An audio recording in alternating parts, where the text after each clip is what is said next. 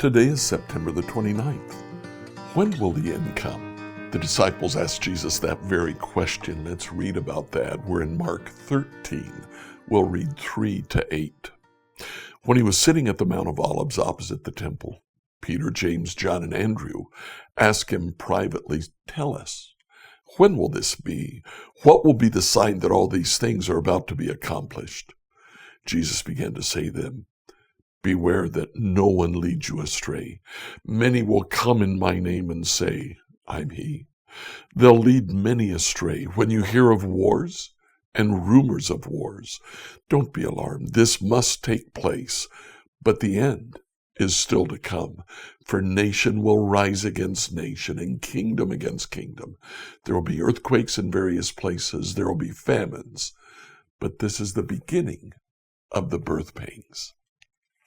So Jesus begins his prophecy of the end of the world in response to the question, when will it happen? Now, Jesus has already told his disciples, that's not for us to know. I don't even know.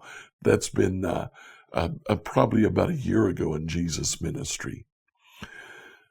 He now answers the question, kind of.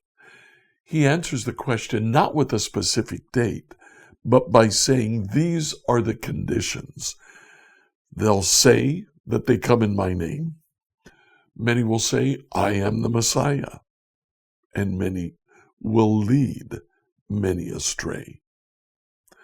Then there will be wars, rumors of wars, and natural disasters. Something very much like this happens in Isaiah chapter 19. Let's read Isaiah 19, 1 to 17. Isaiah 19, verses 1 through 17, New Revised Standard Edition. An oracle concerning Egypt. See, the Lord is riding on a swift cloud and comes to Egypt. The idols of Egypt will tremble at his presence, and the heart of the Egyptians will melt within them. I will stir up the Egyptians against Egyptians. They will fight one against the other, neighbor against neighbor, city against city, kingdom against kingdom.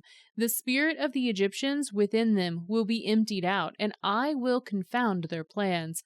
They will consult the idols and the spirits of the dead, and the ghost and the familiar spirits. I will deliver the Egyptians into the hand of a hard master. A fierce king will rule over them, says the sovereign, the Lord of hosts. The waters of the Nile will be dried up, and the rivers will be parched and dry. Its canals will become foul, and the branches of Egypt's Nile will diminish and dry up. Reeds and rushes will rot away, the reeds beside the Nile. All that is sown by the Nile will dry up, be driven away, and be no more. Those who fish will mourn, all who cast hooks in the Nile will lament, and those who spread nets in the water will languish. The workers in flax will be in despair, and the gardeners and those at the loom will grow pale. Its weavers will be diminished, and all who work for wages will be grieved. Clearly the princes of Zoan are foolish. The wise counselors of Pharaoh give stupid counsel. How can you say to Pharaoh, "I am one of the sages, a descendant of ancient kings"? Where now are your sages? Let them tell you and make known what the Lord of hosts has planned against Egypt. The princes of Zoan have become fools, and the princes of Memphis are deluded. Those who are cornerstones of its tribes have led Egypt astray. The Lord has poured onto them a spirit of confusion, and they have made Egypt stagger in all its doings, as a drunkard staggers around his vomit. Neither head nor tail, palm branch or reed will be able to do anything for Egypt. On that day the Egyptians will be like women, and tremble with fear before the hand that the Lord of hosts raises against them. And the land of Judah will become a terror to the Egyptians. Everyone to whom it is mentioned will fear because of the plan that the Lord of hosts is planning against them. So there in Isaiah 19, Isaiah says, everybody will know the plan of the Lord, and they will be afraid of that plan. They'll be afraid of his hand. So in response to the question, when, no date, but there are conditions. First of all, there will be unrest. And secondly, there will be many false messiahs. So what do we do about this today? Well, we need to be aware of what's going on in our world around us. So let's pay attention to what's happening.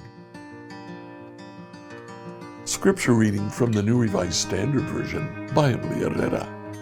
If you like what you heard today, follow us